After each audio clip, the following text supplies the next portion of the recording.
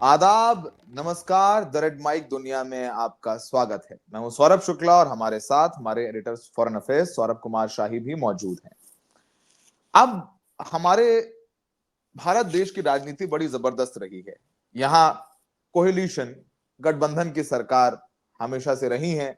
अगर बात करें पिछले 3 दशकों में तो कम से कम, फिलहाल भी अभी बात करें तो गठबंधन की सरकार चल रही है। बीजेपी को स्पष्ट बहुमत नहीं है तो जेडीयू ने समर्थन दे रखा है, नीतीश कुमार साहब ने और चंद्रबाबू नायडू साहब ने, जयंत चौधरी साहब भी हैं।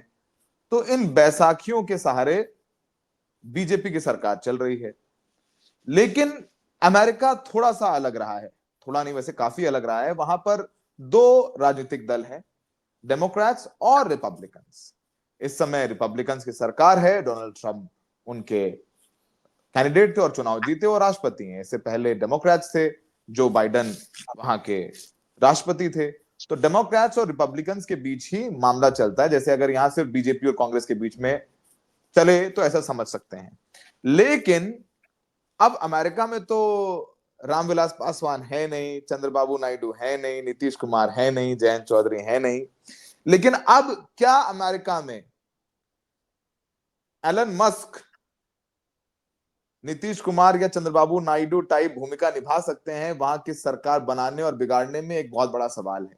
थोड़ी भूमिका लंबी हो गई, लेकिन चूंकि हम अपने दर्शकों को एक पर्सपेक्टिव में समझाना चाहते हैं कि ट्रंप साहब के बेहद करीबी रहे एलन मस्क साहब, जो उनके लिए प्रचार प्रसार में बिछ गए और फिर उनके ओवल ऑफिस में भी अपने बच्चे के साथ खेलते कूदते नजर आते थे। अब आजकल उनकी दूरियां बढ़ गई हैं और ट्रंप भी बुरा भला बोलते हैं मस्क को और मस्क भी ट्रंप को बुरा भला बोलते हैं। लेकिन अब मस्क साहब ने कह दिया है कि अब वो भी चुनाव लड़ेंगे। उन्होंने अपने राजनीतिक दल का ऐलान कर दिया है, जिसका नाम उन्होंने रखा है अमेरिका पार्टी। और उन्होंने कहा है कि जब अगले मिड टर्म्स पोल होंगे तो उनकी पार्टी चुनाव लड़ेगी, क्योंकि 80% अमेरिकन न रिपब्लिकन से खुश हैं न डेमोक्रेट से खुश हैं। तो कहीं ना कहीं बिहार की अगर संदर्भ में समझे तो प्रशांत किशोर टाइप बातें एलन मस्क कर रहे हैं। और भी एग्जांपल दें समझ लें तो मान लीजिए कि अडानी तय कर ले मोदी से रिश्ते खराब हो जाएं तो मैं चुनाव लड़ूंगा, तो वैसे ही कुछ मामला बन रहा है। ऐसे ही तस्वीर ब्रिटेन में भी बन रही है। तो शाही साहब, थोड़ा मैं लंबा पर्सपेक्टिव दे दिया भारत से जोड़ जाड़ के। तो मस्क साहब का जो ऐलान है, जो तीसरा फ्रंट तैयार हो रहा है अमेरिका में, उसके बारे में बताइए। वैसे तो चुनाव आयोग ने अभी हरी झंडी नहीं दी है उनके पार्टी को, पूरा संदर्भ हमने रख दिया, बाकी पटकथा आप लिखिए। जी सौरभ, देखें, मस्क जो, अगर आप मस्क का अपना करियर भी देखें तो लाइफ लॉन्ग तो वो आदमी डेमोक्रेट रहा है ना। हम्म। तो वो इस चुनाव से पहले पिछले 2 सालों में वो ट्रम्प के करीब हुए और जिस अमाउंट से, यानी $300 मिलियन, जिसमें से करीब करीब 267 मिलियन डॉलर खर्चा हो चुका है ऑलरेडी, $300 मिलियन से उन्होंने ट्रम्प की मदद की चुनाव प्रचार में और ट्रम्प जो है वो चुनाव जीते। इतनी बड़ी रकम जो है वो किसी और डोनर ने नहीं दी है। तो उस लिहाज से ट्रम्प बिल्कुल, ये आप कह सकते हैं कि अगर उनको एहसानमंद अगर किसी के हैं तो होना चाहिए, अगर तो वो एलन मस्क के हैं। लेकिन हम देखते हैं डेमोक्रेसी में कि कोई भी जो इंडस्ट्रियल क्लास है, कैपिटलिस्ट क्लास है, वो ऐसे कोई दिल की सद्भावना से, दिल के अच्छे उससे तो हेल्प करता नहीं। वो तो यहाँ भाई हम्म। क्विड प्रो को जो हम अंग्रेजी में कहते हैं वो वाली बात है कि भाई मैं मदद कर रहा हूँ तो इसके बदले में हमें कुछ चीजें चाहिए। हम्म। अब एलन मस्क के केस में वो जो उनको जो उसका प्रतिफल चाहिए था वो पर्सनल भी था और आइडियोलॉजिकल भी था। पर्सनल ये था कि जाहिर है कि वो जो ईवी मैंडेट है टेस्ला गाड़ियों की, उसको वो और बढ़वाने चाहते थे और वो चाहते थे कि वो खत्म ना हो, क्योंकि रिपब्लिकन जो है उसका विरोध करते हैं, ग्रीन कोई भी चीज का, क्लाइमेट चेंज से रिलेटेड कोई भी चीज का।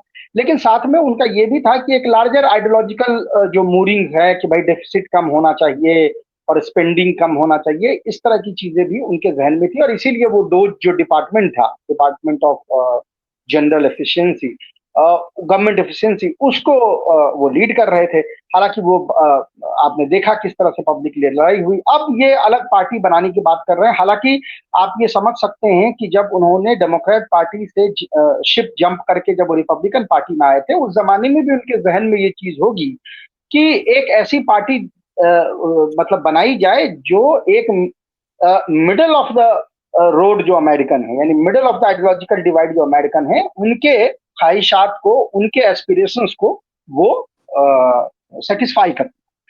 अब पहले उनको लगा कि डोनाल्ड ट्रंप जो है वो रिपब्लिकन पार्टी से लड़ तो रहे हैं, लेकिन वो रिपब्लिकन रिपब्लिकन रिपब्लिकन नहीं है, तो हो सकता है कि डोनाल्ड ट्रंप इन चीजों को ठीक करें। लेकिन ये जो बिग ब्यूटीफुल बिल जिसको डोनाल्ड ट्रंप ने नाम दिया था, इसके पास होने से इनको जो है काफी झटका लगा है, और जाहिर है इनको लगा है कि जो एस्पिरेशंस लेके हम चल रहे थे वो एस्पिरेशंस डोनाल्ड ट्रंप के नेतृत्व वाली भी रिपब्लिकन पार्टी जो है वो पूरी नहीं कर सकती है। इसीलिए इस पार्टी के को बनाने की बात। अब एक चीज है कि आपने पार्टी बनाने की बात कह दी, और दूसरी है कि अमेरिका के एग्जिस्टिंग सिस्टम में उसका सफल या असफल होना। अव्वल तो जैसा आपने इशारा किया कि अभी तो पार्टी रजिस्टर ही नहीं, हाँ, जो अमेरिकन इलेक्शन कमीशन है उनके में रजिस्टर होना है, पार्टी अभी तक रजिस्टर नहीं हुई है। हालांकि अमेरिका का लॉ ये कहता है कि जब तक आप फंड कलेक्ट नहीं कर रहे हैं, यानी डोनेशन ले नहीं रहे हैं और खर्च कर नहीं रहे हैं, तब तक आपको रजिस्टर होने की जरूरत नहीं है। यानी उससे पहले के जो काम हैं वो आप बिना रजिस्टर किए हुए ऑफ द रिकॉर्ड कर सकते हैं। तो अभी ये पार्टी जो है उस फेज में दिख रही है। दूसरा ये है, रजिस्ट्रेशन रिक्वायर्ड होता है जब आप राष्ट्रपति का चुनाव लड़ रहे होते हैं, उसके लिए रजिस्ट्रेशन चाहिए होता है। अगर आप इंडिपेंडेंट किसी सीनेटर पोस्ट के लिए या कांग्रेसमैन आप बनना चाह रहे हैं, तो उसके लिए रजिस्ट्रेशन की रिक्वायरमेंट तब होती है जब आप माइनर पार्टी स्टेटस चाहते हैं, जैसे इंडिया में भी है ना, पैन इंडिया पार्टी और बाकी पार्टी का स्टेटस होता है। तो वो कुछ पेचीदा चीजें हैं। तो अब इसमें देखना होगा कि मस्क की मंशा क्या है। मस्क ने खुद ये कहा है कि वो अभी शुरुआत में कम 2 से 3 सीनेट सीट और 8 से 10 जो हाउस ऑफ रिप्रेजेंटेटिव की जो सीट्स होती है उस पे वो नजर रखेंगे, और जो मिड टर्म पोल यानी अगले साल 2026 में होने वाले हैं उसमें अपने कैंडिडेट लड़ाएं। यहाँ मैं दर्शकों को ये समझा दूं कि सुनने में उनको बहुत छोटा लग रहा होगा कि भाई ये 300-400 सीट होती है, उसमें से आप 8-10 सीट कह रहे हैं, या सीनेट में 100 सीट है और आप उसमें 2-3 सीट कह रहे हैं। लेकिन जैसा हमारे दर्शकों ने पिछले हफ्ते देखा होगा, जब ये बजट को पास करवाने में दांत से पसीने आ गए डोनाल्ड ट्रंप को, उनको ये अंदाजा हो गया होगा कि देखें, बेशक सीनेट में 100 सीटें हैं, लेकिन अमेरिका का प्रारूप ऐसा है कि किसी भी पार्टी को कोई बहुत बड़ी मेजोरिटी नहीं मिली। अभी मेजोरिटी, अभी आप कह सकते हैं कि बहुत बड़ी मेजोरिटी मिली हुई है रिपब्लिकन को, तो कितनी मेजोरिटी? 3 सीट, 53 सीट है उनके पास। 100 में से 53 सीट है। और आपने देखा कि सीनेट में वो 3 जब सीनेटर्स ने हक में फैसला नहीं दिया बजट के, तो उपराष्ट्रपति को छोड़ के आना पड़ा सीनेट में टाई ब्रेकर वोट डालने की। जो हमारे यहाँ भी प्रावधान है कि स्पीकर जो है वो टाई ब्रेकर वोट डाल सकता है, वहां पर प्रावधान है कि vice president tie breaker vote डाल सकता है। आपने वहां पे देख लिया। कांग्रेस में 218 214 से बिल पास हुई, यानी 4 का फर्क है।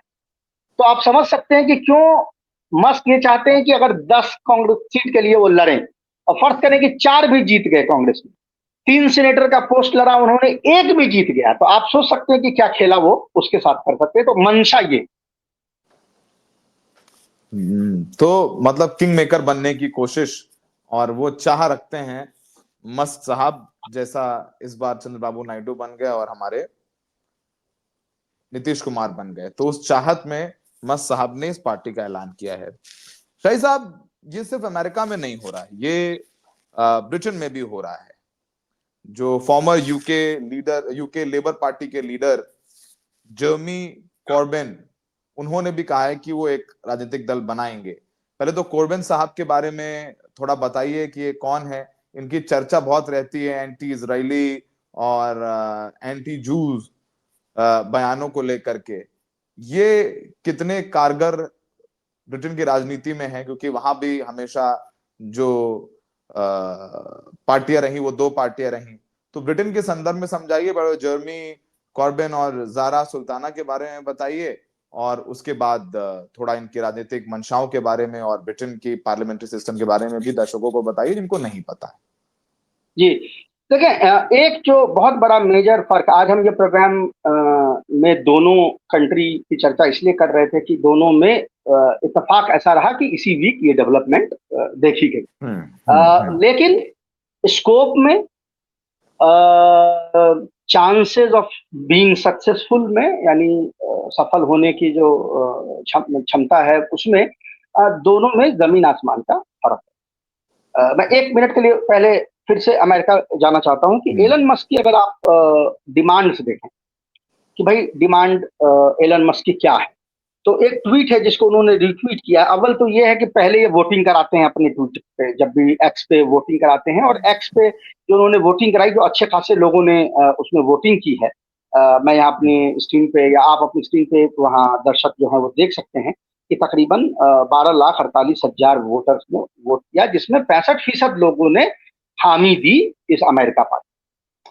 तो इसका मतलब है कि कम से कम एक तबका वहां पे है जो ये तीसरी पार्टी को तस्लीम करना चाहता है, यानी उसको चाहता है कि आए। अब वो एलन मस्क लेके आए, कोई लेके आए, पर एक एक है। कल मैं एक तज्जिया पढ़ रहा था नेट कोहन साहब का। नेट कोहन साहब जो हैं वो न्यूयॉर्क टाइम्स के उनके डेटा एनालिस्ट हैं, खासकर जो सफोलॉजिस्ट हैं वो, और वो कह रहे थे कि कई सालों से अमेरिका में ये तीसरे पार्टी की एक जगह जो है वो निकल के आ रही थी, और वो उनका ये कहना था कि इसमें रिपब्लिकन भी हैं और इसमें डेमोक्रेट भी शामिल हैं, जिनके अपने कुछ ख्वाहिशात हैं। क्या ख्वाहिशात हैं, मैं जरा बस पढ़ देना चाहता हूँ कि ये क्या कहना चाह रहे हैं कि ये जिस चीज पर अग्री करते हैं, कोई लेफ्ट से कोई राइट से, पर 3-4 चीजों पर अग्री करते हैं। डेफिसिट रिडक्शन, जिस बात को लेकर यह पार्टी का ऐलान हुआ है कि भाई ये बार बार तुम ऐसा बिल पास कर रहे हो कि डेफिसिट बढ़ता जा रहा है, अमेरिका पे कर्ज बढ़ता जा रहा है। डेफिसिट रिडक्शन के बाद डीरेगुलेशन, यानी सरकार डीरेगुलेट करे चीजों को, यानी सरकार की जो पकड़ है एआई पे या कोई भी जो न्यू टेक्नोलॉजी आ रही है उस पर कम हो। फ्री ट्रेड, ट्रंप के जो काम कर रहे हैं उससे बिल्कुल उल्टा, जो एक ख्वाहिशात है कि नहीं, ट्रेड जो है वो फ्री होना चाहिए। और साथ में highly skilled immigration, immigration illegal ना हो, हाईली स्किल्ड हो। हम इमिग्रेशन के अगेंस्ट नहीं है, स्किल्ड लोगों का। अब इसके अराउंड कोलेस करता हुआ एक बहुत बड़ा तबका आपको अमेरिका में नजर आएगा। अब आप अपनी स्क्रीन पर जैसे देख सकते हैं कि किसी ने ये लिखा है कि भाई इसके क्या जो पार्टी अमेरिका पार्टी है उसके क्या मेन आइडियोलॉजिकल गोल्स हैं। तो देखें, ये जो 4 बात मैंने कही उसमें से कुछ बातें आपको वहां भी नजर आ रही है। Reduce debt, responsible spending, protect accelerate to win AI, less regulation across board but especially in energy, free speech, pro natalist. ठीक है, यानी आपने देखा कि इसमें से सारी चीजें जो नेट को हम ये कह रहे हैं before this party was announced, वो अपने सर्वे के हिसाब से कह रहे थे कि लोगों के क्या ख्वाहिशात हैं थर्ड पार्टी को लेके, उसको पूरा करते हुए यहाँ पे ये नजर आ रहे हैं। लेकिन बहुत मुश्किल है अमेरिका में, क्योंकि अमेरिका के कानून दोनों पार्टी हैं, यानी रिपब्लिकन और डेमोक्रेट जब जब जीत के आए उन्होंने कानून इस तरह के बनाए हैं कि तीसरी पार्टी को तमाम मुश्किलों का सामना होगा। अब ऐसे जैसे मैं ब्रिटेन से जब कंपेयर कर रहा हूं तो क्या फर्क है। सुनने में लगेगा कि जो आदमी $300 मिलियन खर्चा कर सकता है रिपब्लिकन पार्टी के लिए, यानी डोनाल्ड ट्रंप के लिए, वो तो अपने पार्टी के लिए 1 बिलियन खर्चा कर सकता है, फिर तो पार्टी मतलब लह जाएगी। लेकिन ऐसा है नहीं। देखिए कितना बदमाश अमेरिका में किस तरह से कानून बनाते हैं। आप एग्जिस्टिंग पार्टी को हेल्प करना चाहते हैं तो आप एक चीज बनाते हैं जिसको बोलते हैं पीएसी। ठीक है, पीएसी के थ्रू आप कितना भी डोनेट करते हैं, जैसे कि मस्क ने $300 मिलियन डोनेट। लेकिन अगर आप इंडिपेंडेंट पार्टी बना रहे हैं तो आप सिर्फ $4,50,000 ही दे सकते हैं। अब देखिए क्या किस किस्म का कानून बनाया गया है। जानबूझ के ऐसा बनाया गया कि 2 पार्टी से करना, 300 मिलियन, और कहा $500,000 भी नहीं, $4,50,000 तो $500,000 से भी कम हो गया।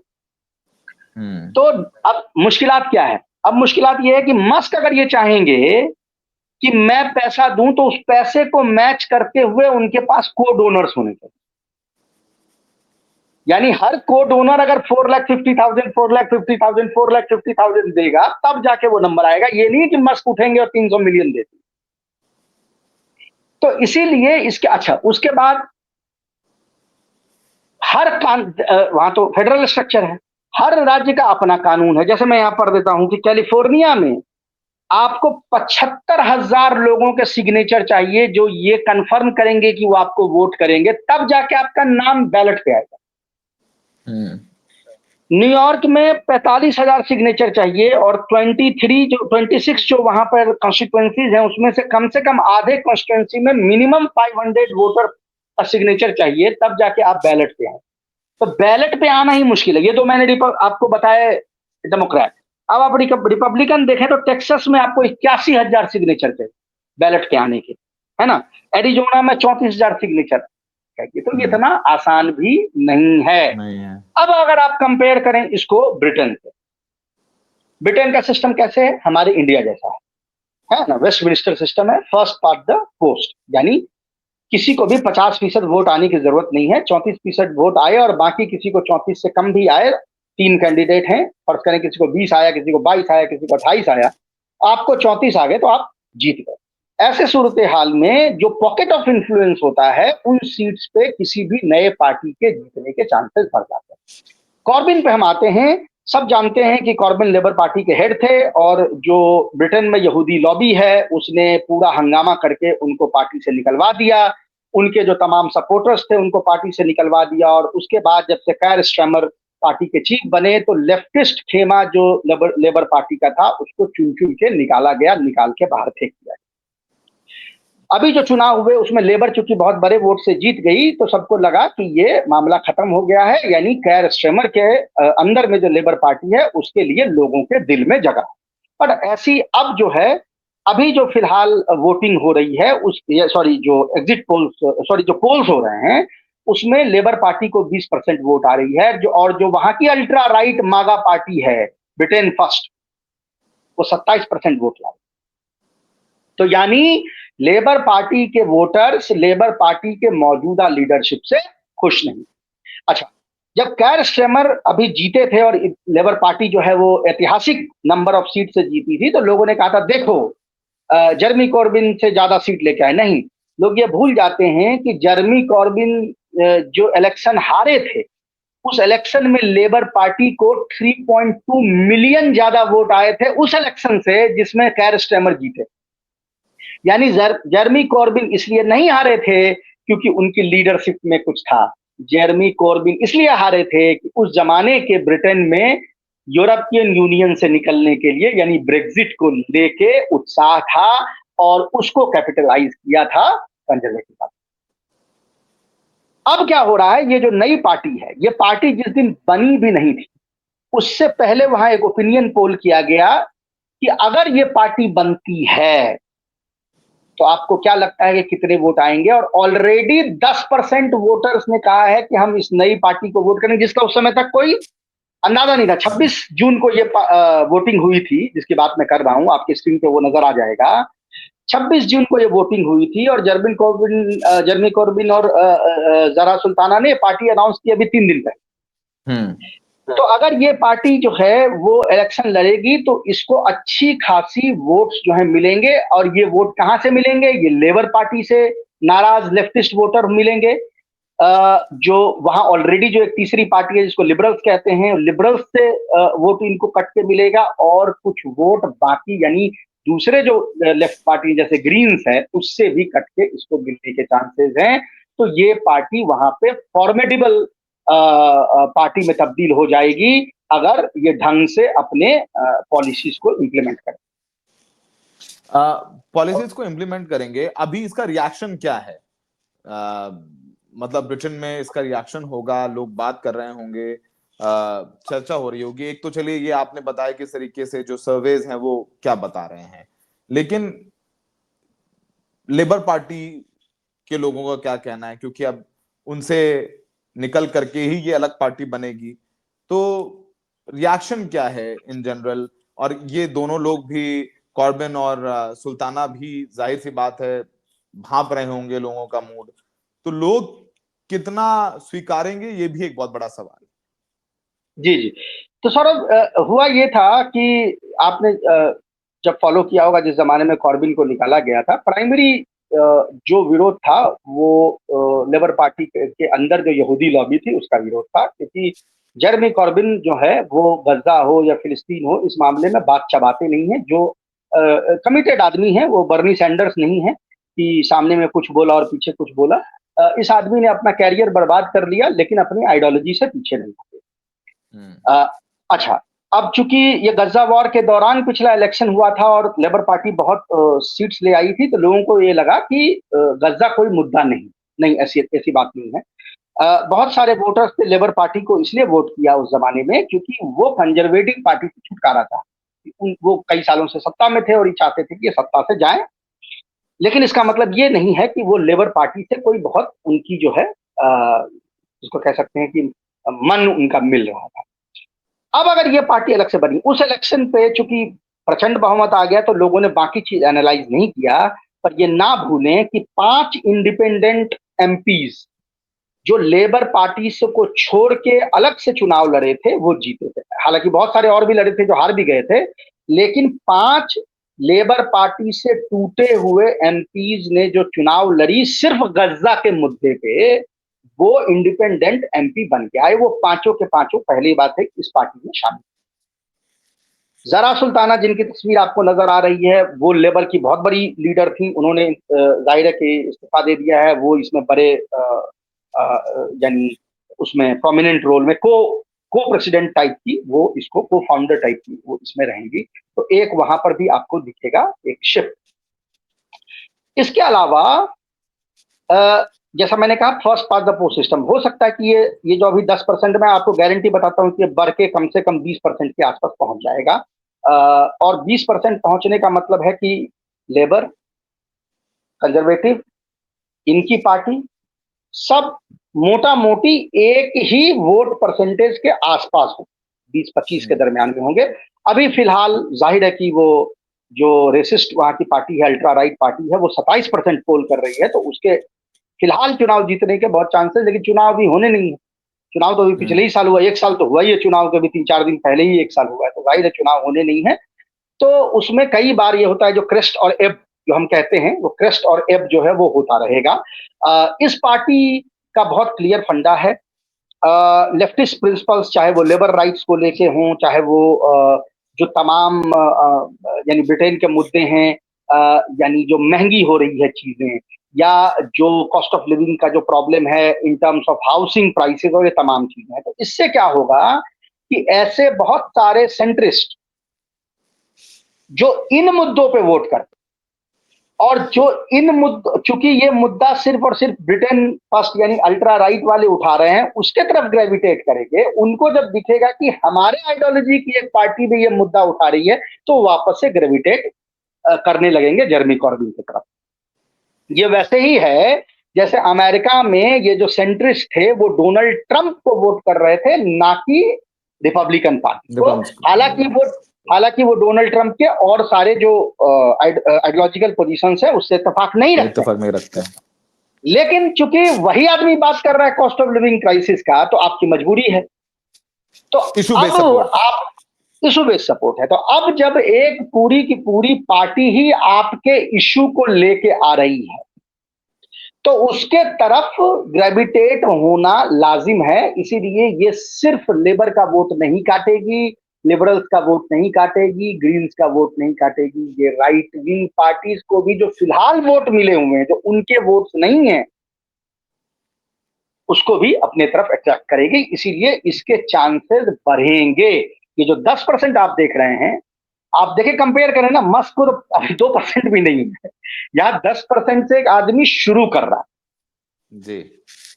और सपोर्ट बेस, मैं अपने दर्शकों को याद दिलाऊं, जेरेमी कॉर्बिन की पार्टी जब लेबर पार्टी जेरेमी कॉर्बिन के नेतृत्व में हारी थी, उस समय उसको 32 लाख ज्यादा वोट आए थे कंपेयर टू वो लेबर पार्टी जो कैर स्टैमर के नेतृत्व में जीती थी। यानी support base is there, it is a matter of political experience. तो अब ये देखना होगा कि जेरेमी कॉर्बिन और या फिर एलन मस्क कितने सफल होते हैं तीसरा मोर्चा बनाने में, किंग मेकर बनते हैं कि नहीं, तमाम मुद्दों पर सरकारों को चेक में रखते हैं नहीं है। बहुत कुछ होने वाला है, वर्ल्ड पॉलिटिक्स बदल रही है। शायद हमें आगे आने वाले समय में रामविलास पासवान हो या प्रशांत किशोर जैसे कुछ लोग अमेरिका और ब्रिटेन की राजनीति में भी नजर आए। शाही साहब, बहुत बहुत शुक्रिया। एक बहुत दिलचस्प बातचीत हमारे बीच रही, काफी इंफॉर्मेटिव बातचीत रही, और हमने कोशिश किया कि भारत के संदर्भ में भी इसको देखें कि कैसे हमारे यहाँ क्या होता है। यहाँ चंद्रशेखर आजाद भी हैं, तो यहाँ जयंत चौधरी भी हैं, तो यहाँ असादुद्दीन ओवैसी भी हैं। तो तमाम मुद्दों पर इशू बेस्ड प्रदर्शन, इशू बेस्ड समर्थन और विरोध चलता रहता है। वैसे ही शायद अमेरिका ब्रिटेन में हो, लेकिन वो सब कुछ तय होगा कितनी सीटें और कितने परसेंट वोट इनको मिलते हैं। बहुत बहुत शुक्रिया शाही साहब।